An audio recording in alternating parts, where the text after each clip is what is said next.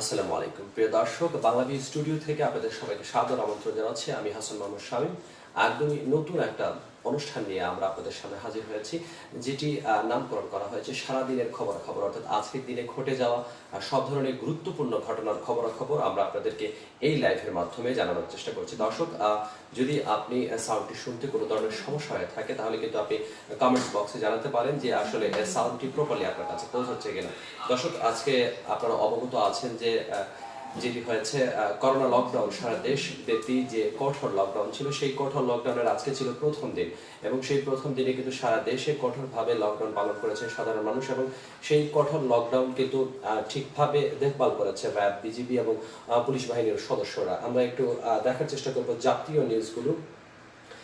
যে কারণে আসলে লকডাউন ঘোষণা করা হয়েছিল সেটি হচ্ছে করোনা ভাইরাসের অধিক সংক্রমণের যে ব্যাপারটি, সেই অধিক সংক্রমণের ব্যাপারটি নিয়ে কিন্তু দৈনিক প্রথম আলোতে একটি রিপোর্ট এসেছে। দেশে করোনায় মৃত্যুর নতুন রেকর্ড, একদিনেই 143। অর্থাৎ দর্শক, দেশে বুধবার সকাল দেশে টানা পঞ্চম দিন করোনা ভাইরাসের শতাধিক মানুষের মৃত্যু হয়েছে, যেটা তারা খবর লিখেছেন। গত 24 ঘন্টায় অর্থাৎ বুধবার সকাল 8টা থেকে আজ বৃহস্পতিবার সকাল 8টা পর্যন্ত করোনায় মারা গেছেন 143 জন। গত বছরের 8 মার্চ দেশে করোনা ধরা পড়ার পর এখনো পর্যন্ত 24 ঘন্টায় এটি সর্বোচ্চ সংখ্যক মৃত্যুর রেকর্ড, যে কারণে আসলে সরকার এই কঠোর লকডাউনের পথে গিয়েছে সেটি আপনাদেরকে জানিয়ে রাখলাম। এই 24 ঘন্টায় মৃত্যুর পাশাপাশি করোনা শনাক্ত হয়েছে 8,301 জনের। এটি কিন্তু বিকেল স্বাস্থ্য অধিদপ্তর, যেটি সংবাদ বিজ্ঞপ্তি প্রায় নিয়মিত দিয়ে থাকে, তারা সেই 24 ঘন্টার করোনা পরিস্থিতি থেকে কিন্তু সেই তথ্যটি জানা গেছে। দর্শক, আরেকটি প্রাসঙ্গিক তথ্য আপনাদের জানিয়ে রাখতে চাই, যেটা হচ্ছে গত 27 জন করোনায় মারা গেছেন 119 জন, যেটি গত 24 ঘন্টার মৃত্যুর নতুন রেকর্ডের আগে। এটি ছিল কিন্তু একদিনের সর্বোচ্চ মৃত্যু। তো দেশের এই যখন অবস্থা, তখন আসলে লকডাউনের কোনো বিকল্প নেই এবং এই লকডাউন যেটি পুরো বাংলাদেশ জুড়েই ঘটেছে আজকে, সেটিতে কিন্তু সিলেটেও কিন্তু এর প্রভাব ছিল। আমরা একটু সিলেটের সংবাদপত্র যেগুলো আছে সেগুলো থেকে আপনাদেরকে জানিয়ে দিতে চাই আজকে সিলেটের পরিস্থিতি কেমন ছিল। দর্শক, এখন কিন্তু রাত 8:30 বাজে এবং রাত 8:30টায় করোনা লকডাউনের প্রথম দিন যেহেতু ছিল আজকে, সেই করোনা লকডাউনের প্রথম দিনে কিন্তু এই মুহূর্তে গা ছমছমে সিলেট নগরী। এই সম্পর্কিত একটি প্রতিবেদন করেছে সিলেটের অনলাইন দৈনিক, সেটি হচ্ছে সিলেট ভিউ, যেটি করেছে সেখানে লেখা হয়েছে, পিচ ডালা রাস্তা ধরে যতদূর চোখ যায় নেই যান আর জনমানুষের রুদ্ধ ছুটে চলা, সড়ক বাতিগুলো ঠায় দাঁড়িয়ে আছে নিঃসঙ্গ একা, নেই রিকশার টুংটাং এবং কার বিদীর্ণ করা গাড়ির হর্নের বিকট শব্দ, বিপণী বিতান আর দোকানপাটে জুটছে তালা, প্রায় জনমানব শূন্য গা ছমছমে একটি শহর এখন সিলেট।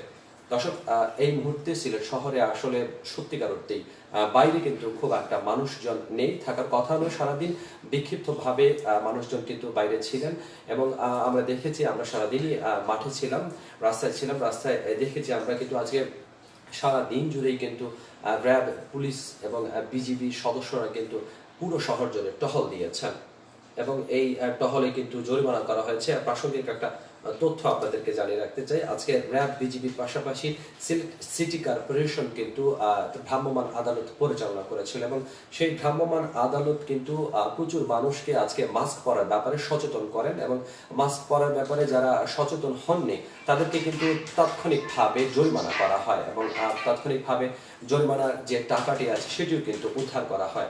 দর্শক, আসলে করোনা সংক্রমণের এমন অবস্থায় যখন বাংলাদেশ, তখন আসলে সচেতন হওয়া ছাড়া আমাদের কোনো উপায় নেই এবং করোনার যে লকডাউন দেওয়া হয়েছে মাত্র একদিন অতিবাহিত হয়েছে, সেই একদিন পরে কিন্তু আসলে দ্বিতীয় দিন অতিবাহিত হওয়ার আগে মানুষকে আরো বেশি সচেতন হওয়ার ব্যাপারে জোর দিচ্ছেন যারা এই করোনা বিষয়ক নিয়ন্ত্রণ করছেন তারাই। দর্শক, করোনার পাশাপাশি আরেকটা জিনিস জানিয়ে রাখতে চাই, সেটি হচ্ছে প্রাসঙ্গিক একটা বিষয়, সেটি হচ্ছে কিন্তু আপনারা দেখেছেন যারা সিলেট নগরে বসবাস করছেন, গত 2 দিন ধরে কিন্তু টানা বৃষ্টি হচ্ছে এবং এই টানা বৃষ্টির কারণে কিন্তু সিলেটে 3 দিনের মধ্যে বন্যার একটা আশঙ্কা দেখা দিয়েছে। করোনা লকডাউনে যে ব্যাপারটি আছে, করোনা লকডাউন খেটে খাওয়া মানুষরা বিপদগ্রস্ত, মানুষজন ঘরের ভেতর আটকে আছেন এবং এর মধ্যে আসলে এরকম একটা সংবাদ, সেটি আসলে বলা চলে যে সিলেটবাসীর জন্য দুঃসংবাদ। আমরা যদি একটু চোখ বোলাই, সিলেট ভিউ এই সম্পর্কিত একটি প্রতিবেদন করেছে, বলেছে যে তারা অব্যাহত ভারী বৃষ্টি এবং উজান থেকে নেমে আসা ফলে আগামী 3 দিনের মধ্যে সিলেটের বিভিন্ন এলাকায় বন্যা দেখা দিতে পারে। বৃহস্পতিবার বাংলাদেশ পানি উন্নয়ন বোর্ডের বন্যা পূর্বাভাস ও সতর্কীকরণ কেন্দ্রের দেশের নদ নদীর পরিস্থিতি ও পূর্বাভাস প্রতিবেদন থেকে এই তথ্য জানানো হয়েছে। দর্শক, এমনিতেই বর্ষাকাল, এখন আষাঢ় মাস চলছে এবং সিলেটে কিন্তু খুব একটা বৃষ্টি দেখা দেয়নি। আগাম বন্যারও কোনো আশঙ্কা ছিল না, কিন্তু গত 2-3 দিন ধরে যে বৃষ্টি হয়েছে সেই বৃষ্টিতে কিন্তু বলা হয়েছে যে সিলেটের খোয়াই নদী সহ ব্রহ্মপুত্র, যমুনা, পদ্মার পানি বাড়ছে, যা আগামী 72 ঘন্টা পর্যন্ত অব্যাহত থাকতে পারে। সিলেট অঞ্চলের আপার মেঘনা অববাহিকার প্রধান নদ নদীগুলোর পানি বাড়ছে জানিয়ে প্রতিবেদনে বলা হয়েছে এই পানি বৃদ্ধির ধারা আগামী 72 ঘন্টা পর্যন্ত অব্যাহত থাকতে পারে। এবং বন্যার পূর্বাভাস এবং সতর্কীকরণ কেন্দ্রের নির্বাহী প্রকৌশলী গণমাধ্যমকে জানিয়েছেন, বাংলাদেশের আবহাওয়া অধিদপ্তর ও ভারত আবহাওয়া অধিদপ্তরের গাণিতিক মডেলের তথ্য অনুযায়ী ভারতের হিমালয় পাদদেশের মেঘালয় ও ত্রিপুরা প্রদেশে ভারী বৃষ্টিপাতের পূর্বাভাস আছে। দর্শক, যেহেতু আমরা সীমান্তবর্তী অঞ্চলে বসবাস করি, যেহেতু শিলং বা ওই অঞ্চলের বৃষ্টিপাতের উপর কিন্তু সিলেটের একটা যোগসূত্র আছে এবং ওই দিকে বৃষ্টিপাত বেশি হলে কিন্তু পাহাড়ি ঢল বাংলাদেশে ভেতরে প্রবেশ করে। ফলে যেটা নিউজে লেখা আছে, সংবাদ প্রতিবেদনে লেখা আছে, এই সময়ে দেশের উত্তরাঞ্চলের তিস্তা, ধরলা, দুধকুমার, ব্রহ্মপুত্র, উত্তর পূর্বাঞ্চলের অর্থাৎ সিলেট অঞ্চলের আপার মেঘনা অববাহিকার পানি সময় বিশেষে দ্রুত বেড়ে কিছু এলাকায় আকস্মিক বন্যা পরিস্থিতির সৃষ্টি হতে পারে। দর্শক, আসলে যদি করোনা পরিস্থিতিতে সংকটময় অবস্থায় আছে বাংলাদেশ এবং এই মুহূর্তে যদি আসলে বন্যার মতো কোনো একটা প্রাকৃতিক দুর্যোগে আসলে পড়ে যায় মানুষজন, তাহলে সেটা কিন্তু খুবই কষ্টের একটা ব্যাপার হয়ে দাঁড়াবে।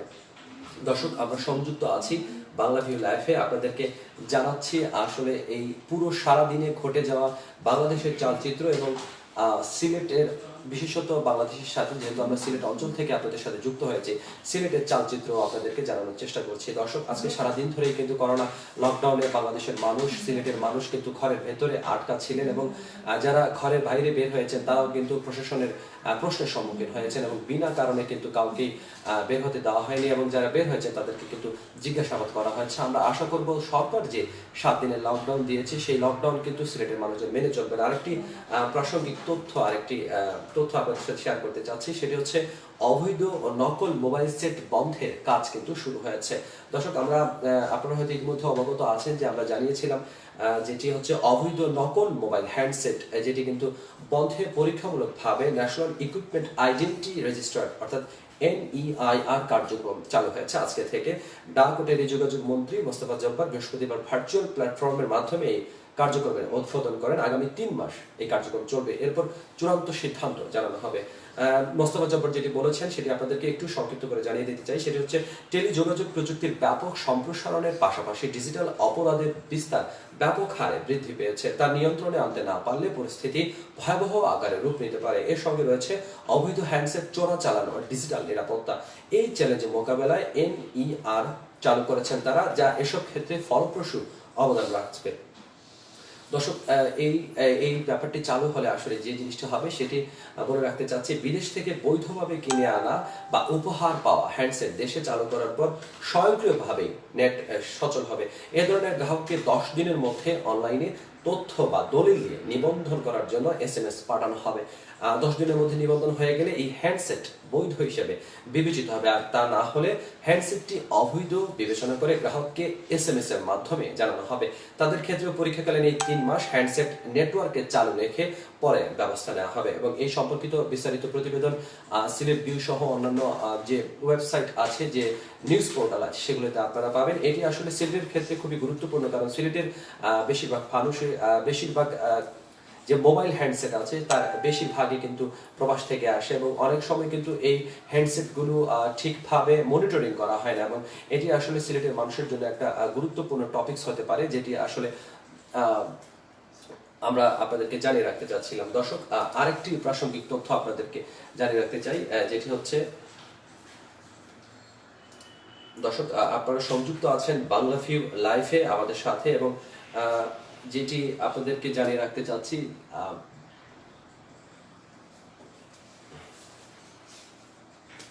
দর্শক, আরো কিছু সংবাদ আপনাদের সাথে শেয়ার করতে চাচ্ছি।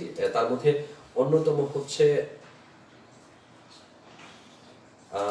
পররাষ্ট্র পররাষ্ট্রমন্ত্রীর একটি উদ্যোগের কথা আপনাদের জানাচ্ছি। লকডাউনে বিদেশ যাত্রীদের জন্য চলবে অভ্যন্তরীণ ফ্লাইট, অর্থাৎ এই ব্যাপারটি নিয়ে কিন্তু সারাদিন থেকেই কিন্তু অনেক কথাবার্তা আমরা শুনছিলাম। অনেকেই কমেন্টস বক্সে আমাদেরকে জানাচ্ছিলেন, ইনবক্সে মেসেজ করে জানাচ্ছিলেন যে এই ব্যাপারটি আসলে ঠিক কি। এই সম্পর্কে একটি প্রতিবেদন আমাদের কাছে আছে, যেটি হচ্ছে পররাষ্ট্রমন্ত্রীর উদ্যোগ, লকডাউনে বিদেশ যাত্রীদের জন্য চলবে অভ্যন্তরীণ ফ্লাইট। যদি আপনাদেরকে এই নিউজটা একটু পড়ে শোনাতে চাচ্ছি। করোনা ভাইরাসের সংক্রমণ রোধে চলছে সর্বাত্মক লকডাউন। লকডাউন চলাকালে আন্তর্জাতিক ফ্লাইট চালু থাকলেও বন্ধ করা হয়েছিল অভ্যন্তরীণ ফ্লাইট। তবে বিদেশগামী বা বিদেশ থেকে ফেরত আসা যাত্রীদের জন্য চট্টগ্রাম, সিলেট ও কক্সবাজার রুটে অভ্যন্তরীণ ফ্লাইট পরিচালনার অনুমতি দিয়েছে বেসামরিক বিমান চলাচল কর্তৃপক্ষ, যেটি বেবিচক নামে পরিচিত। কঠোর লকডাউনের প্রথম দিন বৃহস্পতিবার অর্থাৎ আজকে এমন সিদ্ধান্ত দিয়েছে সংস্থাটি। দর্শক, আপনাদেরকে জানিয়ে রাখতে চাই, বিদেশগামী এবং বিদেশ থেকে ফেরত আসা যাত্রীদের কষ্টের কথা বিবেচনা করে তাদের পরিবহনের জন্য ইউএস বাংলা এয়ারলাইন্স ও নভো এয়ারকে অনুমতি দিতে বেসামরিক বিমান ও পর্যটন প্রতিমন্ত্রী অ্যাডভোকেট মাহবুব আলীকে চিঠি দিয়েছেন পররাষ্ট্রমন্ত্রী সিলেট এক আসনের সংসদ সদস্য ডক্টর এ.কে আব্দুল মোমেন। তার চিঠির পরিপ্রেক্ষিতেই কিন্তু ইউএস বাংলা এয়ারলাইন্স ও নভো এয়ারকে বিদেশগামী এবং বিদেশ থেকে ফেরত আসা যাত্রীদের পরিবহনের জন্য ঢাকা থেকে চট্টগ্রাম, সিলেট ও কক্সবাজার রুটে অভ্যন্তরীণ ফ্লাইট পরিচালনার অনুমতি দিয়েছে বেসামরিক বিমান চলাচল কর্তৃপক্ষ। বেবিচক সূত্রে জানিয়েছে যে সাধারণ যাত্রীরা অভ্যন্তরীণ ফ্লাইটে চড়তে পারবে না, অর্থাৎ এটি কিন্তু বাংলাদেশের ভেতরে যেসব মানুষজন আভ্যন্তরীণ রুটে যাওয়া আসা করতে চাচ্ছেন তাদের জন্য নয়। আন্তর্জাতিক ফ্লাইটের টিকিটের কপি দেখিয়ে আভ্যন্তরীণ ফ্লাইটে চড়া যাবে, অর্থাৎ যারা বিদেশ থেকে আসছেন তাদেরকে কিন্তু এই লকডাউনের সময়কালীন তারা কিন্তু অনেকেই ভাবছিলেন যে আসলে দেশে আসার পর তারা কিভাবে ঢাকা থেকে সিলেট বা চট্টগ্রাম বা অন্যান্য রুটে যাবেন, কারণ স্থলপথে কিন্তু এবং সড়ক যোগাযোগ কিন্তু বিচ্ছিন্ন আছে। তবে এটি আসলে আসার কথা যে সিলেট এক আসনের সংসদ সদস্য এবং মাননীয় পররাষ্ট্রমন্ত্রী ডক্টর এ.কে আব্দুল মোমেন তিনি কিন্তু এই ব্যাপারে সুস্পষ্ট একটা নির্দেশনা দিয়েছেন বেবিচককে, এবং বেবিচক কিন্তু সেই নির্দেশনার পরিপ্রেক্ষিতেই যে সিদ্ধান্ত নিয়েছে সেই সিদ্ধান্তটি কিন্তু বিদেশ যাত্রীদের ক্ষেত্রে আসলে খুবই একটা উপকারী ব্যাপার হয়ে দাঁড়িয়ে দর্শক, আমি জানিয়ে যাচ্ছি আন্তর্জাতিক ফ্লাইট চালু আছে, ফলে শত শত যাত্রী কিন্তু দেশের বিভিন্ন অঞ্চল থেকে কিন্তু এসেছেন এবং পরিবহন বন্ধ থাকে এসব যাত্রীরা বাড়িতে যেতে পারছিলেন না। তবে আমরা আপনাদেরকে জানালাম যে তারা কিন্তু মুভ আপ করতে পারবেন। দর্শক, আরেকটি বিষয় যেটি হচ্ছে আজকে কিন্তু বৃহস্পতিবার লকডাউনের প্রথম দিন এবং আগামীকাল শুক্রবার এবং শনিবার মডার্নার যে টিকাটি আছে সেই মডার্নার টিকাটা কিন্তু আগামীকাল শুক্রবার এবং শনিবার দুই ধাপে এসে পৌঁছাবে এবং 25 লাখ মডার্নার টিকা কিন্তু দেওয়া হবে পুরো দেশে, এবং আগামীকাল 13 লাখ এবং পরবর্তী দিন শনিবার কিন্তু 12 লাখ মডার্নার টিকা বাংলাদেশে এসে পৌঁছাবে। যুক্তরাষ্ট্রের একটি মডার্নার টিকা যেটি আসলে বাংলাদেশের জন্য খুবই একটা উপকারী জিনিস হতে পারে, কারণ বাংলাদেশ কিন্তু বেশ কিছুদিন ধরেই অ্যাস্ট্রাজেনেকার টিকা এবং বায়োফার্মার যে টিকা আছে চীনের, এই দুটি টিকার পর কিন্তু বাংলাদেশ কিছুটা টিকার সংকটে ভুগছিল, এবং এই যে যুক্তরাষ্ট্রের যে টিকাটি আসছে 25 লাখ টিকা আগামীকাল শুক্রবার এবং আগামী পরের দিন শনিবার যে 25 লাখ টিকার ডোজ আসছে সেই টিকার ডোজ পৌঁছানোর পর কিন্তু বাংলাদেশ কিছুটা হলেও স্বস্তির নিঃশ্বাস ফেলতে পারে। দর্শক, বাংলা ভিউ লাইভে আপনাদেরকে জানাচ্ছিলাম সারাদিনের খবর। যদি এই অনুষ্ঠান আপনাদের ভালো লেগে থাকে তাহলে কিন্তু আপনারা এই অনুষ্ঠানটি শেয়ার করতে পারেন, এবং এই অনুষ্ঠান সম্পর্কিত যদি কোনো মতামত থেকে থাকে তাহলে সেই মতামত কিন্তু আমাদের কমেন্টস বক্সে আপনারা জানাতে পারেন, যাতে আমরা এই অনুষ্ঠানটিকে আরো সমৃদ্ধ করতে পারি। এবং আশা করি দেখা হবে আগামীকাল একই সময়ে। সে পর্যন্ত বাংলাদেশের সাথে থাকুন, আমাদের সাথে থাকুন। খোদা হাফেজ।